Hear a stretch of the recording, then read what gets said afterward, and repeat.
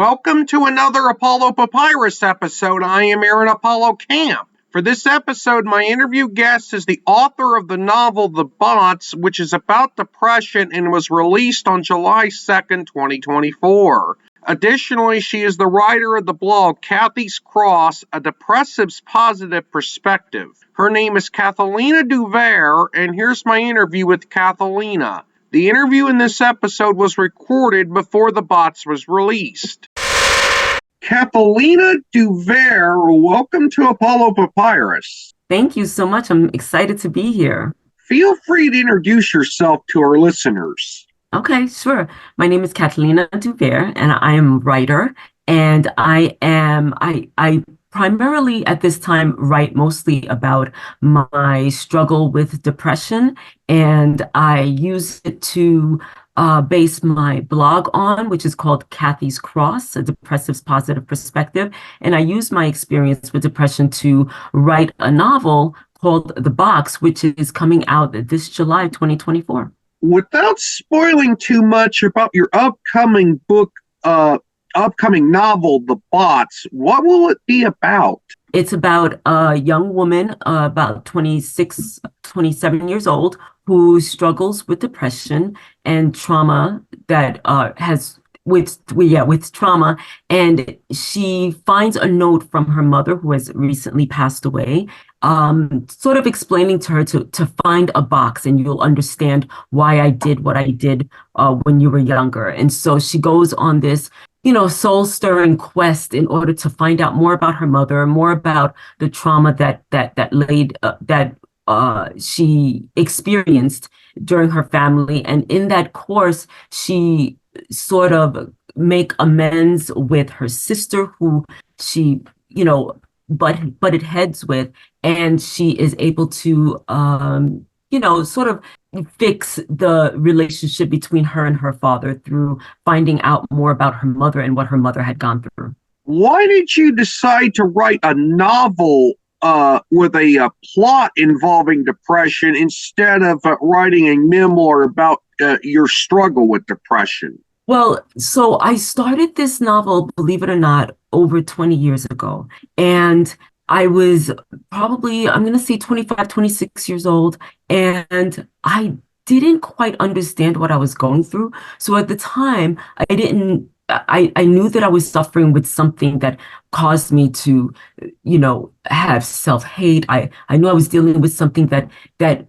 hurt me emotionally, and I struggled with understanding what it was. I didn't know how to talk to it to my family. I didn't know how to talk about it to any medical professionals. So I kept it to myself. And so I've always had this fascination with writing, and I've always written poetry and, just letting my feelings out. And so I started writing this story about a woman who is suffering with depression. Well, about a woman who had issues. That's how I called it at the time, quote unquote, had issues. And I wanted to be able to express what she was going through in my writing, as opposed to writing about myself, because I had not yet started writing about myself, and I didn't know how to do that. And the most natural thing that came to me was writing about a character, writing a story, a fiction. And it was until I started writing about it, and I started talking, and then my sister realized what I was going through, and she told me, you need to talk to somebody. She helped me find a therapist, and that's when I realized that I had been suffering with depression. And I used everything that I learned about it in my brief research to continue writing about my main character and what she was going through. How did your depression affect your ability to write your book and how you wrote it? Because I'm also an author who struggles with depression. So it's interesting that there were times when I was going through like really, bad bouts of depression, where I actually had the idea to write about exactly what I was feeling at that moment, just so that I can insert it into the novel and make it more authentic to my main character. But quite honestly, like I said, this was a book that I started over 20 years ago. And for a large part of it, I did put it on the back burner because I became a teacher and I had to focus my energy on that. Well, I didn't have to. I chose to. Let's let's put it correct. I chose to focus my energy on teaching. Now, a part of me, there were days when I did feel too depressed to write about it, to even look at it, to try to understand what my main character was going through. I just didn't have that energy to do that. And I feel like I used the fact that I had a new job and I needed to focus on teaching and lesson plans and grading. And so I felt like I used that as an excuse to put my novel on the back burner, sort of like not looking at the thing that I know that deals directly with what I'm going through emotionally. So it was kind of hard for me. It was a challenge for me to pick up the book, to even think about what I was going through, to think about what my main character is going through and why, and do that sort of self-reflection to think about why she's going through this and why I'm going through it. So it was a challenge. And I'd have to say, not only is it that I put it on the back burner because of my teaching, but I also put it on the back burner because it was hard to deal with. Will your upcoming book be self-published, traditionally published, or hybrid published? So it will be self-published, and there are a few reasons for that as well. When I first wrote it about maybe 5 years after I'd written it, I had an editor look at it, and I revised it according to what she said, and then I shopped it around to different agents, and I got a few rejections back from all the agents that had sent it to, saying, it sounds like an interesting premise, it's just not right for us, things like that, what we normally see. And so I started revising it again, and I put it down, and I revised it, I put it down, I kept away from it for a few years. And when I picked it back up again about 5 years ago, I had two editors look at it since then, revised it according to what they said. And I even last summer started shopping it around to different agents. And this time I heard absolutely nothing. It was crickets. And I was just like, oh my gosh, what's going on? I figured I'd at least have one rejection. I was looking forward to at least one rejection, but I didn't receive anything. And I was like, okay. And I looked at it again. Like I said, I had an editor look at it, and that's when I decided, you know what? I'm not going to wait around for an agent's okay. So what I decided was that it's been 20, 25 years in the making. To wait another couple of more years to get an agent, and then another couple of years to find a publisher, and then another couple of years to get it published. I figured that's going to be too late. I'm going to be in my 50s at that time, and I was thinking I don't want to wait that long, and I'm going to take the chance uh, to publish it myself. And I figured that I did my due diligence with it. I did the research that I needed to. I had a few beta readers look at it. I had a couple of editors read it, and I revised it accordingly. So I felt like I did my due diligence, and I felt like I was confident enough to self-publish it. So I decided back in December, this is going to happen. I'm going to self-publish it. I'm going to do it myself. You're working on the first stages of another literary project, from what I understand. Yes. Can you give our listeners a bit of a preview of your upcoming literary project, the one after the bots? Sure. So the one that I'm working on currently, well, after the box, is I don't even have a title for it yet. I know it's about a pair of twin sisters who are Haitian American, and it will be about their struggle with their being, I'm sorry, it's about their struggle with them being their mother's caretaker, and their mother suffers with dementia, or, Alzheimer's disease. And it'll be about their struggle with it, and they're trying to find their father, who they had never had the chance of getting to know, and they are on a quest to find him, and in order to learn more about their mother, who has at this point lost her ability to share memories with them and lost her ability to speak with them. So it'll be very different from the work that I'm currently about to publish, but I'm really looking forward to seeing where this new story goes. You write a blog called Cathy's Cross. What Yes. topics do you typically write blog posts about, and what value would someone who struggles with depression find in reading Cathy's Cross? Oh, that's a great question. So Cathy's Cross, I subtitled it A Depressive's Positive Perspective because a few years ago, I realized a few things that I did that helped me overcome. I'm not going to say overcome. I'm going to say that helped me deal with depression. Um, so I started exercising on a regular basis. I started listening to positive motivational videos on YouTube.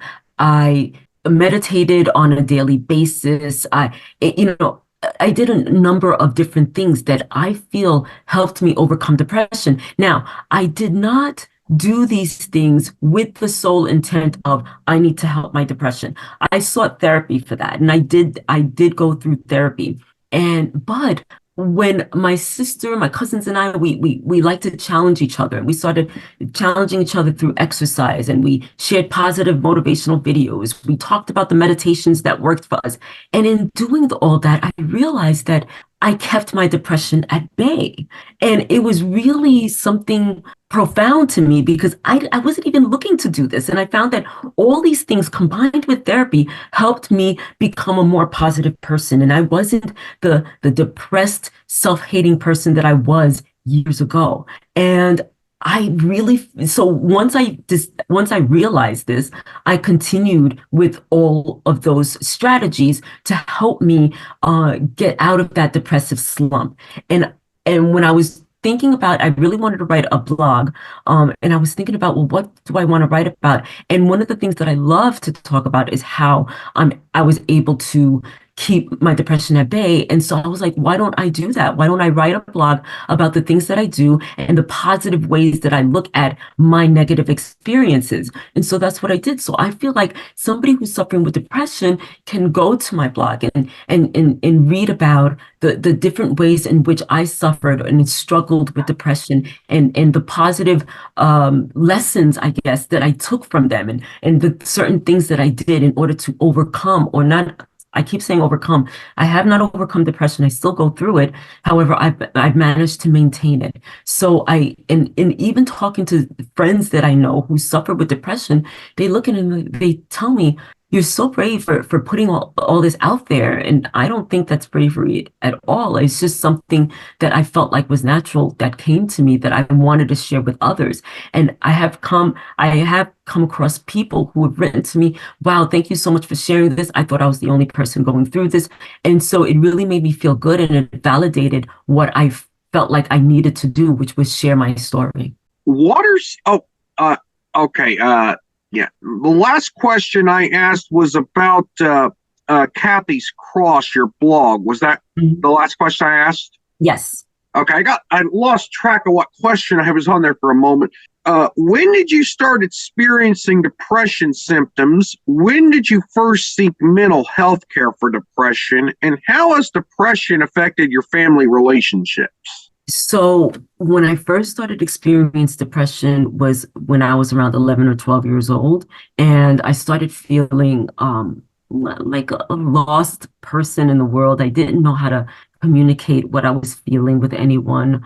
I have a twin sister, but I didn't even know how to talk to her about it. I didn't know what I was going through at the time. If you recall, like maybe 20, 25 years ago, nobody was talking about depression, not really. And so I didn't really understand what I was going through when I was 12, 13 years old. I just knew that I just felt like I was different and that nobody would be able to understand me. So I pretty much kept it to myself and I suffered in silence for many, many years. And I sought depression in my early 20s. And that was when, one day I think I was hanging out with my sister and I just burst into tears out of nowhere. I was just feeling low. I was just feeling really, really low. And my sister was like, okay, that's enough. I don't know how else to help you. And so she started searching for a therapist for me. And in my feelings of not really knowing what else to do, I was just like, okay, I accepted my sister's help in that. And that's when I first sought therapy in my early 20s. So figure from like 11, 12 years old up until my early 20s. So I was suffering with it for about 12 years before I sought therapy. And I have to say that in terms of my family relationships, I'd have to say that my parents, who are no longer with us, they never really knew and understood what I was going through because I never talked to them about it. My mother knew that I went through bouts of um, moments of crying and self-pity, but she was never one to like be like, oh, poor thing, you know. She was a tough mom. Not to say that she ignored what I was going through. I don't think she knew how to deal with it either. I don't even think that she saw it as something very serious. She knew that I went through some things and that she probably saw me as somebody who was very, very sensitive. But my father, I don't think my father really knew. I don't think I never shared that part of myself with him. So that it didn't affect my relationship with my parents in that way, but with my sister it did because, as I said, we're twins, and as we grew older, we grew closer together. And she, in her attempt to help me, she didn't know what else to do for me, and oftentimes I would get into these moods that she would have no patience for, and we got into arguments sometimes. It wasn't all the time, but we got into arguments, and I always felt like it was because of this thing that was burdening me that I didn't know how to fix, you know. I really feel like the only family relationship that probably excuse me affected was my relationship with my sister. What are some things you do to combat depression? Okay, so I love this question because this is all the stuff that I used to do with my sister and my cousins that I found out by accident that helped me with depression. One of them is, first and foremost, I'm going to say therapy. Talk therapy, I believe in so much. I highly recommend it, even for people who don't suffer with depression. I think it's so important to just unburden yourself by talking to somebody who is trained in knowing how to help you come to terms with the things that you're going through. That's number one, therapy. Number two, I meditate as often as I can. I used to meditate on a daily basis for like maybe 2, 3 years straight. But now I meditate on a regular basis. And when I say meditate, it's just not just quiet space and I think, and because it's hard for people to focus and to focus on certain things or focus just on one thing. What I do is I go on YouTube and I search for, maybe I'm going through anxiety. So I find a meditation that says meditation on overcoming anxiety, or maybe I'm about to start a new job, meditation on starting a new job, meditation on teaching, meditation on whatever. I look up what it is I'm feeling, what I feel like I need help with, and I find it on YouTube, and I give myself that time to meditate, whether it's early in the morning, as soon as I wake up, or just before bedtime. I close my eyes, I focus on nothing else. I have my earbuds in so that no outside noise can interrupt me, and I meditate. Another thing that I used to do was watch motivational videos on YouTube where, you know, the voice, a lot of times I noticed that there were celebrities who would have all these, you know, wonderful things to say about how, you know, you shouldn't give up, how, you know, you're here for a reason, whatever. These videos that really provided for me a basis for which I can believe in myself, and I listen to them consistently, and they really helped me. I listen to a lot of audiobooks. I do listen to a lot of novels or novel audiobooks, but every once in a while I'll find a really great audiobook, self-help that, or personal development, I should say, and I'll listen to the whole thing, and it really, really inspires me. And sometimes they inspire me so much that it creates. I start writing a new blog post. Right. That's also another thing that I do to help me with my depression. I really do a lot of self-reflection, and I have to do it. I have to do it in order to write my new blog posts.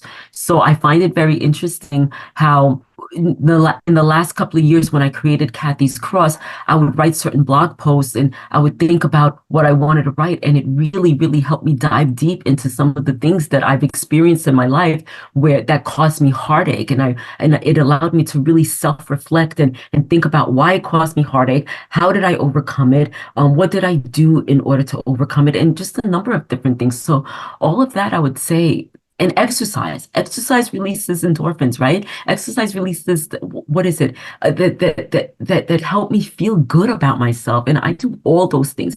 Now, mind you, like I said, it was at a time in my life when I was doing all of these things at the same time. So I don't think it's just like just one or two of these things that help. I think it was just a cocktail of all these things that really helped me deal with my depression. What advice do you have for others who struggle with depression? So one of the things that I always say, and I know this is a challenge, and I'm not going to say that it's so easy, but one of the things that I always say is find your passion and just pour yourself into your passion. My passion was writing, and the way I poured myself into it was I wrote stories that didn't make sense sometimes.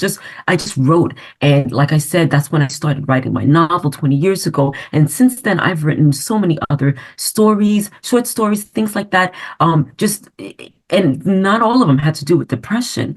And before the blog Cathy's Cross, I had two other blogs. The first blog that I had was it was the oh my gosh, I can't believe I'm forgetting it right now. The Reluctant Bachelorette, the true stories of a reluctant bachelorette, and I like that, the true confessions, excuse me, and I love that blog because I was able to tell all about, my dating disasters, why I'm still single at the age of 40. That one was a fun one for me, and I wrote a lot. I wrote over 100 posts for that in a couple of years, and that was my passion. That was my joy. And when I did get married, I wrote a blog called Tie the Knot, and I wrote about, the first few years of my marriage, and that was fun for me as well. So it was I was always constantly pouring my heart into my passion. So what I would say, an advice that I would give to people who are suffering with depression, first and foremost, seek therapy. Secondly, pour yourself into your passion. I wholeheartedly believe in that. Cathelina, thank you for appearing on Apollo Papyrus. You were an amazing guest. Thank you so much. I really appreciate it. I felt really good talking about this. So thank you for giving me the space to talk about it. It was wonderful to interview Cathelina, and I hope her book release has been successful. For our listeners here in the United States, if you or someone you know is considering suicide, call 988, the National Suicide Prevention Lifeline. It could save a life. This is Aaron Apollo Camp reminding y'all to write and read your passion. Bye for now.